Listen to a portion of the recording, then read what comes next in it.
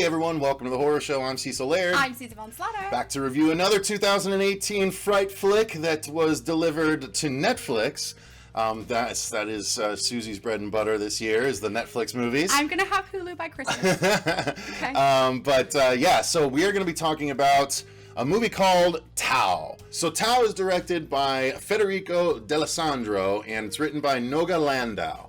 And it is basically about a woman that is captured very early on in the movie and wakes up imprisoned with a few other people inside some sort of private prison, private residence. We don't really know. Mm-hmm. She very quickly kind of incites a riot and attempts an escape, but she's caught and catches notice of the sort of man in charge of everything, mm-hmm. who is this scientist who is working on an advanced AI mm-hmm. By the name of Tau. He calls it Tau.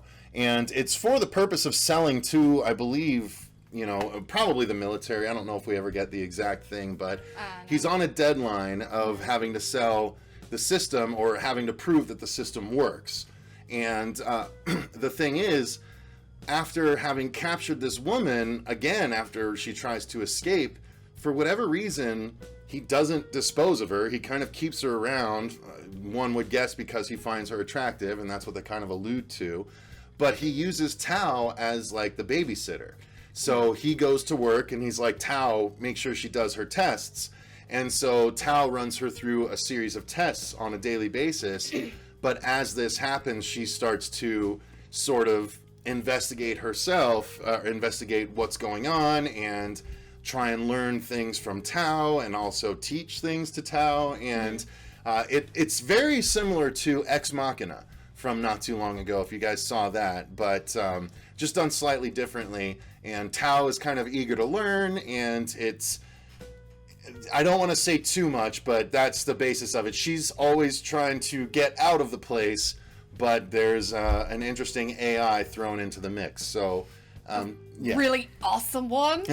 So let's talk about our overall thoughts first, Susie, that's the story and the long and short of it. So give me your overall thoughts and then your thoughts on the story. I was biting my tongue real hard when you were explaining means, that because, no, there's so much more that I want to say with it without giving it away. Yeah, you don't want to do that. But as you all may know, I'm not into sci-fi stuff, really. And so I was going into this, I'm like, great, what the hell is this? And then I thought it was like going to be kind of a human centipede situation. Then I was like, oh, hell no. And, but overall, I was really engaged with it.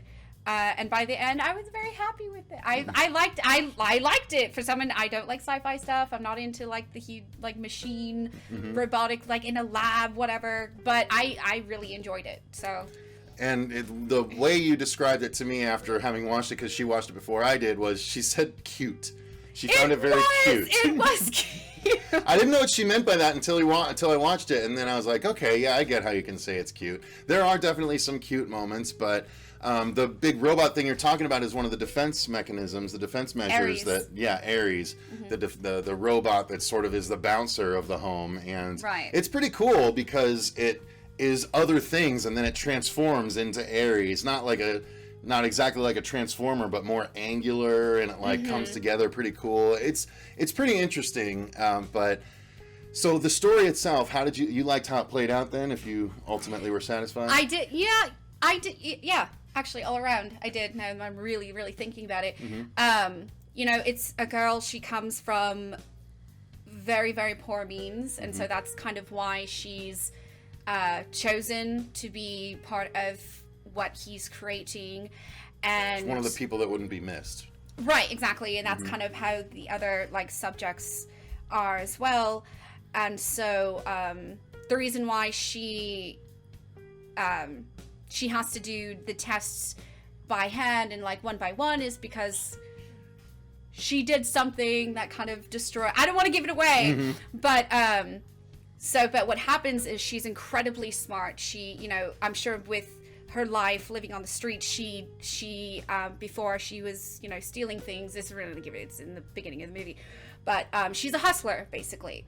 So her mind is always for herself, she's figuring out things, and so that she uses that in the movie, also with Tao, like it's a program that helps the scientist. His name's Alex, and he's basically his butler.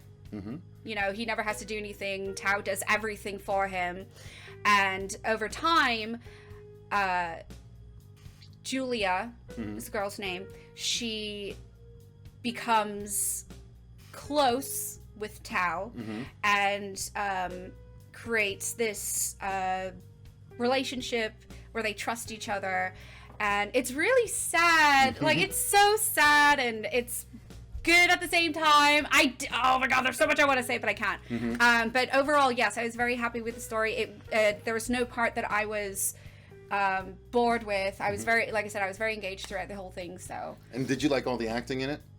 I did actually. I thought, yeah, it was every actor. Yeah, every actor did their part amazingly. So the three main people are, as you said, Alex, the main girl, and Tao, if you want to consider Tao a person, which is a question. Yeah, in the movie. think. Well, exactly. Yeah, so that's why she's kind of helping him understand that, and he doesn't know anything that Alex hasn't told him. You know, so all he knows is this room, this place, this inside living quarters. He knows nothing of the outside world. He has no idea what it is. He doesn't know what Earth is, the ground, dancing, the music. Well, he knows about music, but she helps him more, and he helps her in turn.